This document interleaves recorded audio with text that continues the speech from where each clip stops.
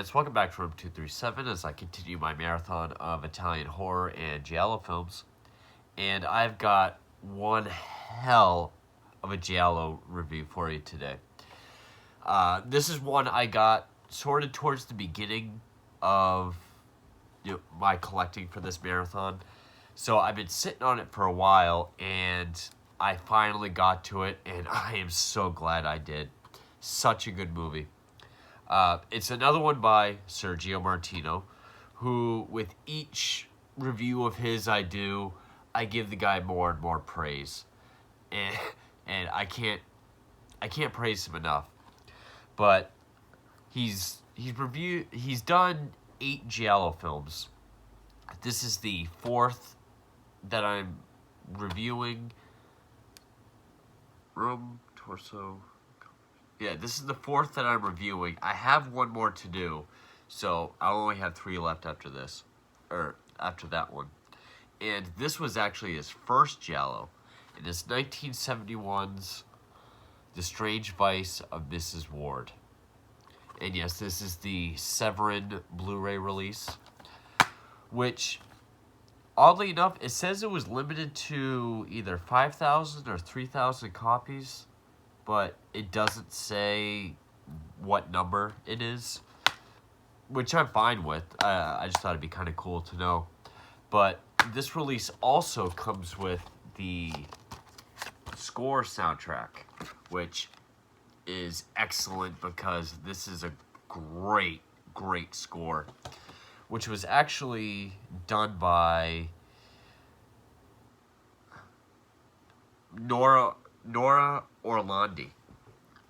And it would be great if more Giallo came with their scores, which I think Severin has been doing. I could be wrong, but it's the only one I have is this. With actually opera. The opera that I have also came with the soundtrack. But if this is the only one I have, I'm happy with it because I thought this was a great score.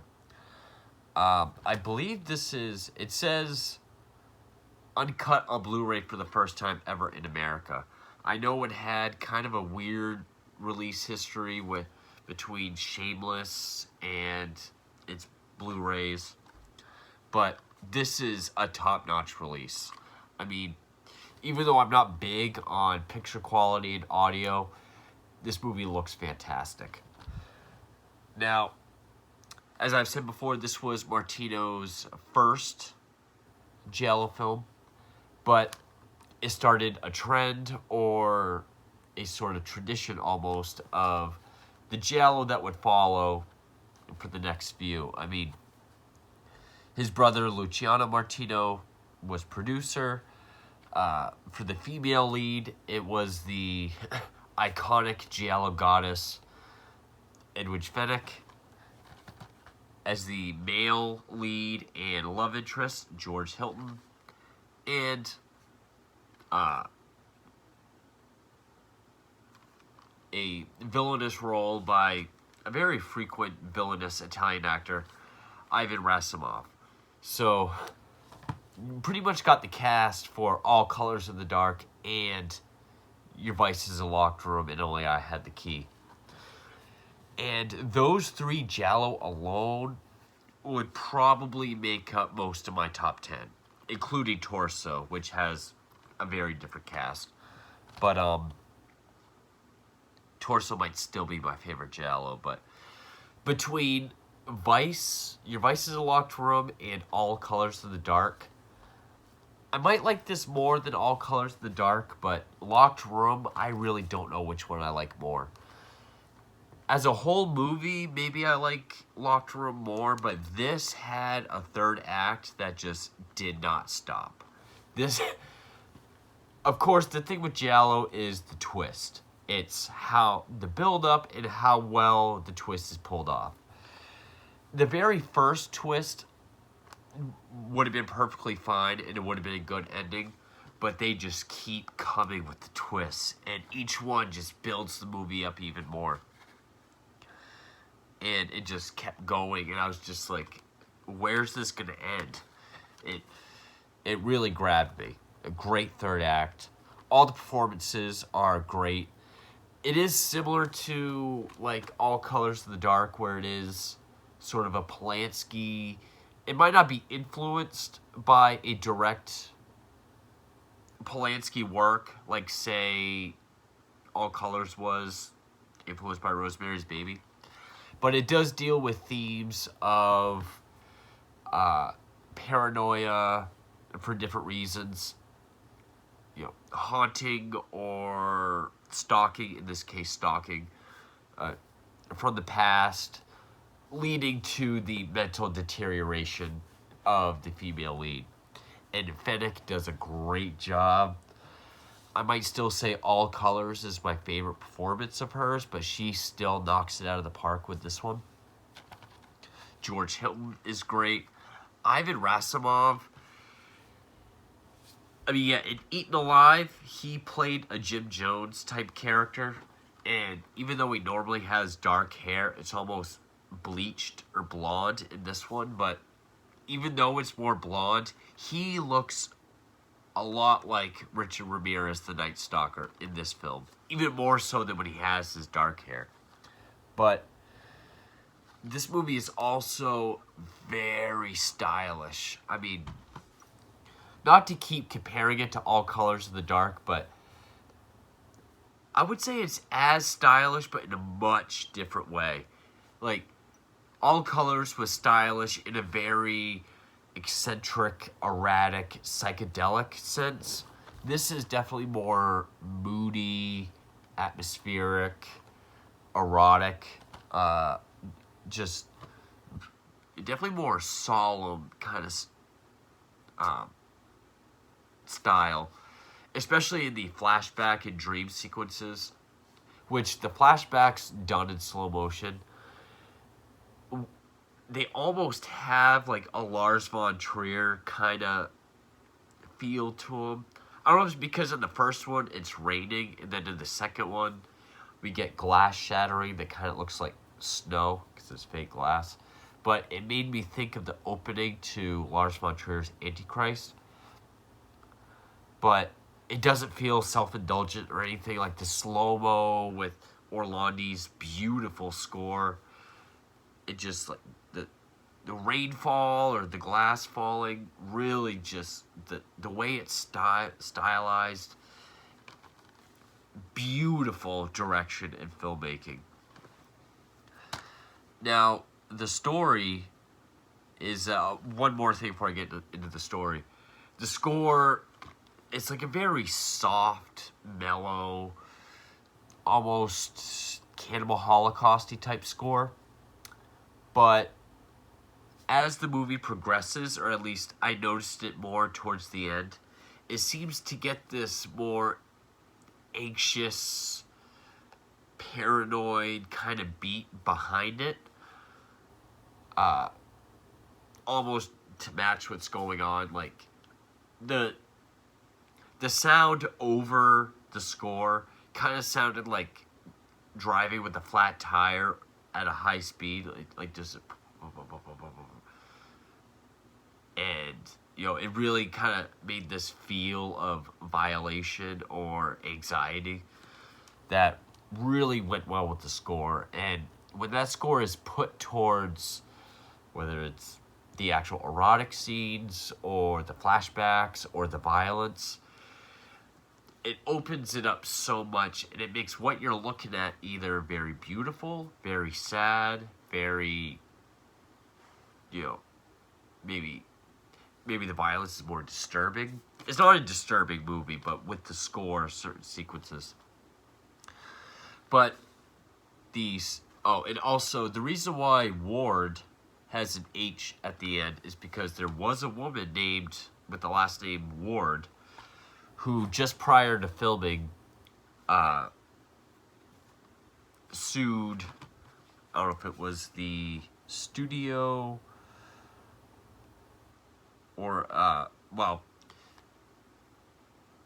she sued who she had to because she thought it would tarnish her name. So, and this was right before it was released, so everything was already done. So they just added a H. which is fine. Also, before I get into the story, the original title was Blade of the Ripper, which is an okay title, but also The Next Victim and Next with an exclamation point. But Blade of the Ripper was the original title here in the U.S.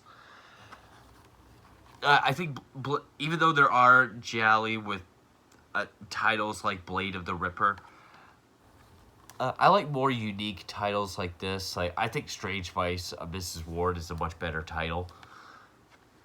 Giallo is such a unique, has such a unique feel and taste to them that the more unique the title, the more I think it fits the film.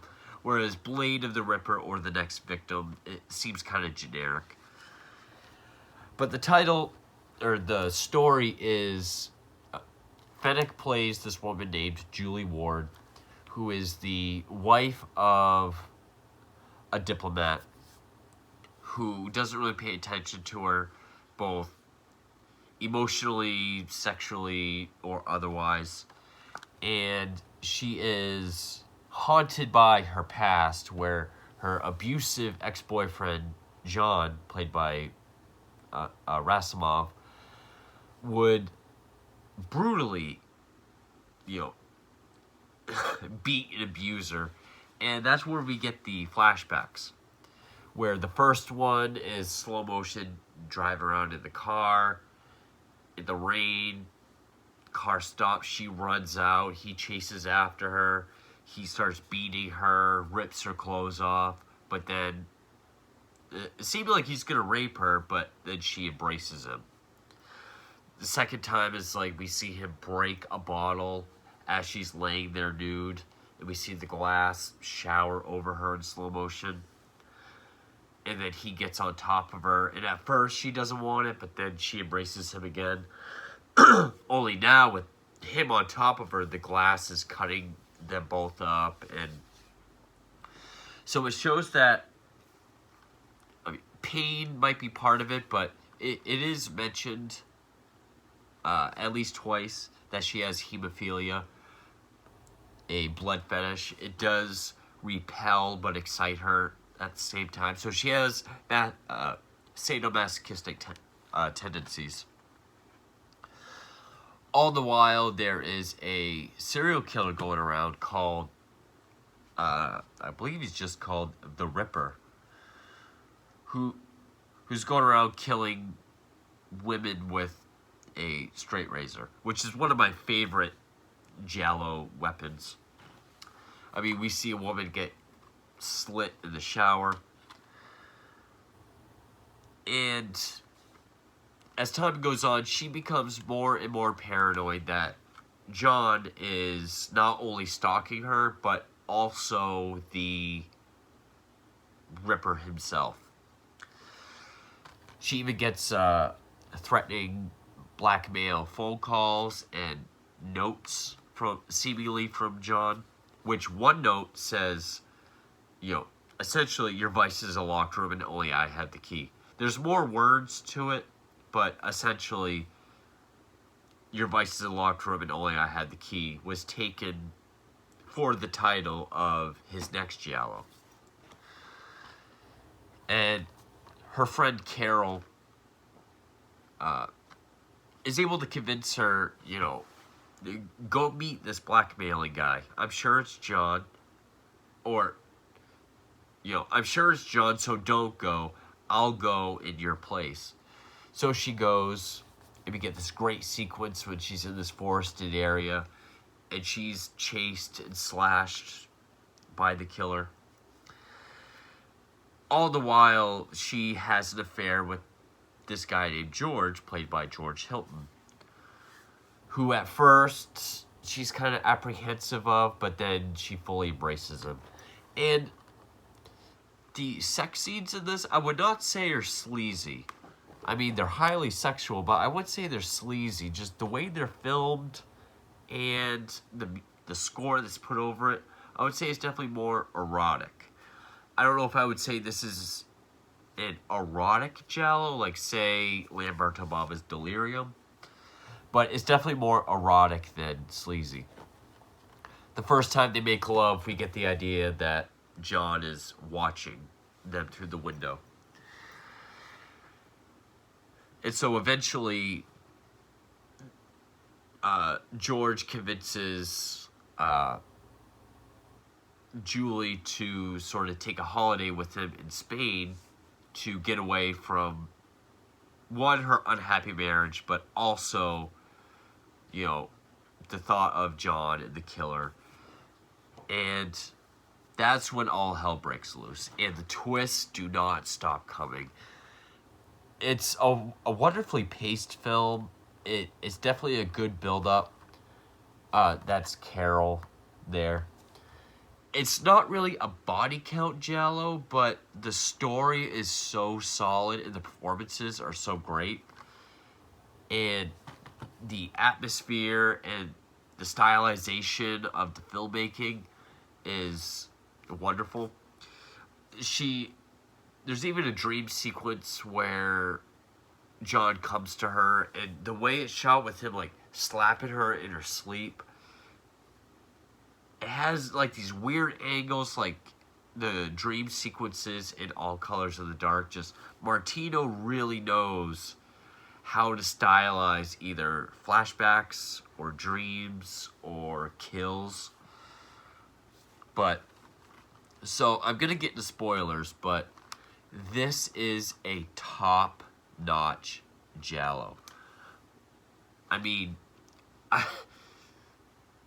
might still say Torso is my favorite overall Giallo, but Sergio Martino, you've done it again. You've made another one that has, without a doubt, broken my top 10, or broke into my top 10 favorite Giallo, along with Your Vice is a Locked Room, All Colors of the Dark.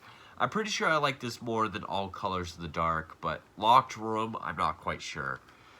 Excellent performances, and I honestly, the initial twist, once everything happens towards the end, I didn't see coming. So each succeeding twist, I certainly didn't see coming. So this movie just kept blowing me away. And definitely don't look this up online. Like, go buy the Severed Blu-ray, because it also has a bunch of great features. It has interview with Sergio Martino, interview with Ernesto Gastaldi, the screenwriter, interviews with George Hilton and Antonio Bruscini, who's an Italian film historian, an archive interview with Fennec, because she doesn't really do, she's really retired from films. There's an introduction by George Hilton and a commentary by Kat Ellinger, who wrote a book on Sergio Martino. But this is definitely a top-notch Giallo. And it came out in 1971, which 71 and 72 were like the biggest years for Giallo. Kind of like 81 and 82 was for slashers. Not just the highest in quantity, but the quality as well. And, I mean, 71 for this, and I think 72 was Locked Room and All Colors of the Dark. Martino certainly deserves to be ranked up there with the likes of Argento and Fulci and the Elder Baba. I wouldn't say he's underrated, but he's definitely underappreciated, and he knocked it out of the park again with this one. So, can't recommend it enough, but with that, let's get into some spoilers. So there is one point in the film where Fennec is in the parking garage of her building, and she's chased by the, all black-gloved killer, seemingly the Ripper, and barely escapes into her apartment where her husband is. And this was, I think, after Carol was killed, but there is a part where her and her husband, because she's been telling people that John is responsible for not only the Ripper kills, but also the phone calls and letters to her. She even gets police to interview Jean at one point.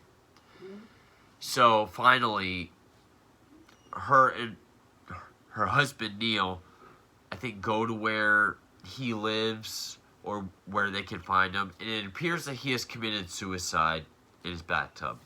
But of course, she sees the blood, and we see her have different reactions to blood as the film goes on. But it's at this point where George asks her to go away with Spain, to Spain with him. And while they're there, she thinks she sees John again. Oh, because also, at this point she reads in the newspaper that the Ripper has been killed. And so now she's ecstatic. She seems pleased, but she thinks she sees John again, who shoots this harpoon gun right past her face into a tire of a van. And she runs home, or to where they're staying, and she sees what looks like, there's a curtain, there's like a pool of blood and a drip. And she has flashbacks to when she saw John dead in the bathtub. And she faints. She gets overwhelmed. And George puts her to bed, goes to get a doctor, and at this point, John, who we know obviously faked his death, sneaks in,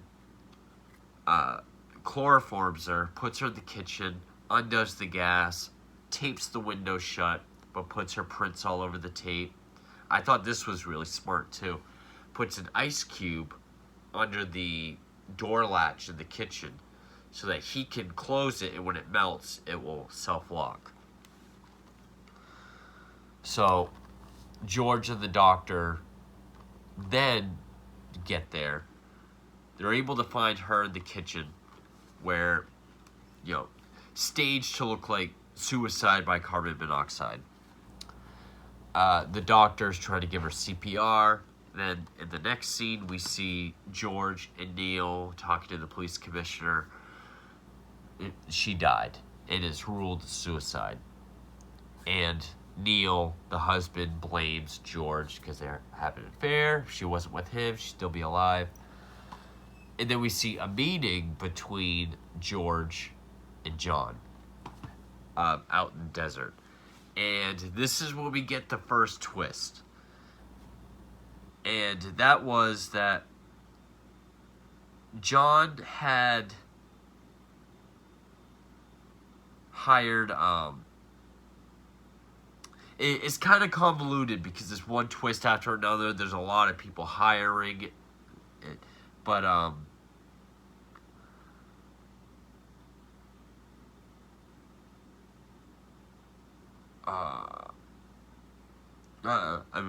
trying to get everything in order, but,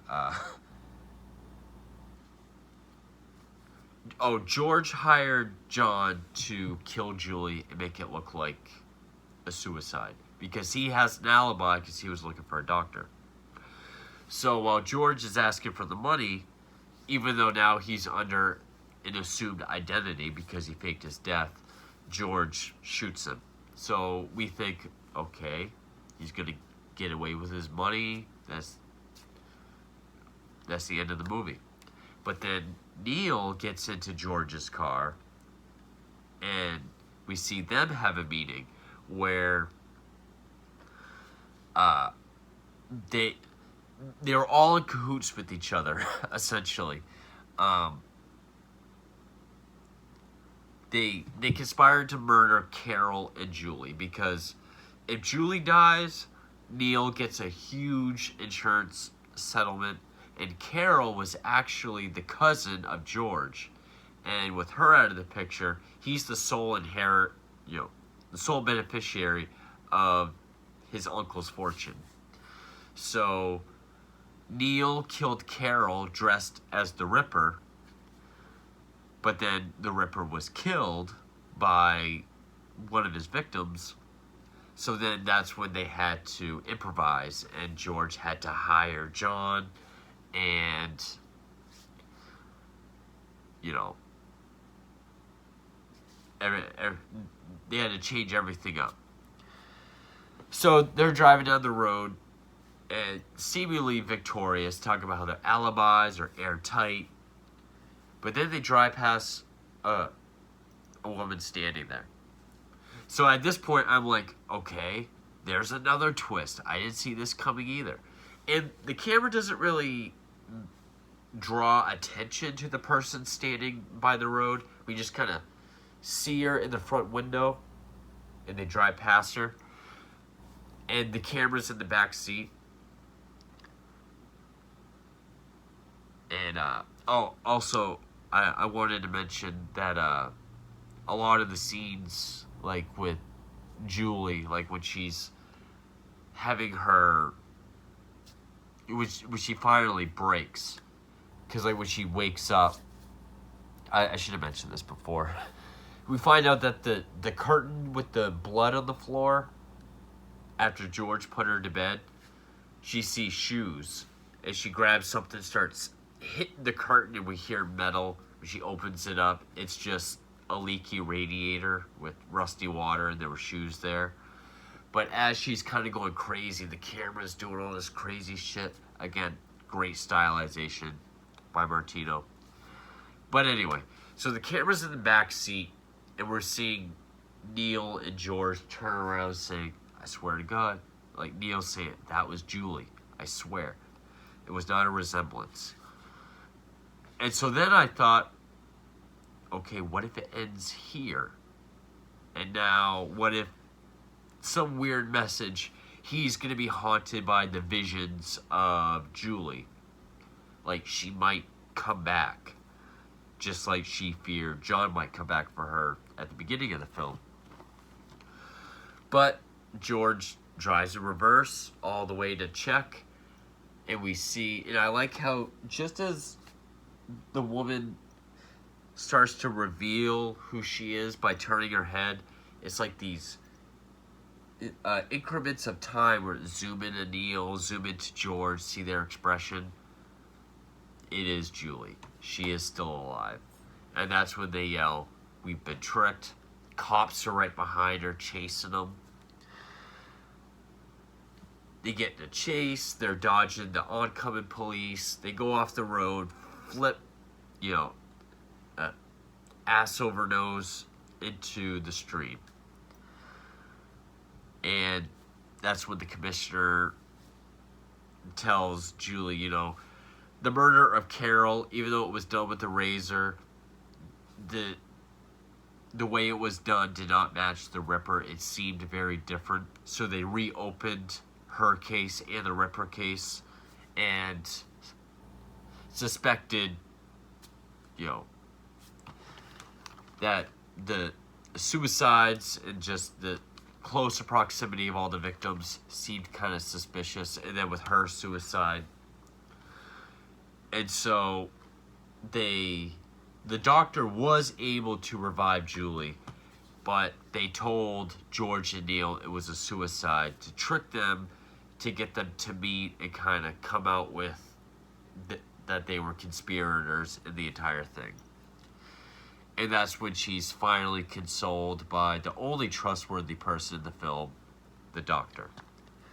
And it ends right there. Solid film. Great Giallo. I mean, I was thinking about this today. This is my 30-second Giallo review. I've only ranted on 2 or 3, which means I love Giallo films. Even when they're slightly mediocre, I still really enjoy them. But when they're done well, and when they're done this well, wow, is it an experience. And this is definitely one of the best Giallos I've ever seen. And Sergio Martino, he's becoming probably my favorite Italian director. Even more so than Argento or Fulci or even Mario Bava. He has a way with these scenes. And whether they're supposed to be disturbing or sad, or beautiful, or erotic, or violent. I mean, And there's plenty of bloodshed in here, too. I mean, when the one lady gets killed in the shower and blood is spraying, but you get Orlandi's score over it. Definitely one of my favorite Giallos. This might even be in my top 5 now. The more I think about it, I think the more I do like this more than Locked Room. But I can't say right now which one I like more, but I do like it more than All Colors of the Dark. But Strange Vice of Mrs. Wardh, excellent. Excellent, just wow of a Giallo. And, I mean, it's amazing if a Giallo can pull off one really good twist that gets you and really makes the film worth it. But to have all those twists, like one after another with a climax that just doesn't stop, I mean, it's ballsy, but when it works, wow, is it fantastic. Sergio Martino, you've done it again. The next film of his I'll be reviewing is The Case of the Scorpion's Tail, which I could have swore I reviewed already, but Strange Vice of Mrs. Wardh, excellent movie, excellent Giallo. I can't recommend enough if you stuck to the spoilers. So, with that, I hope you enjoyed this long review, and stay tuned for more Italian Giallo and horror films. Thank you for watching.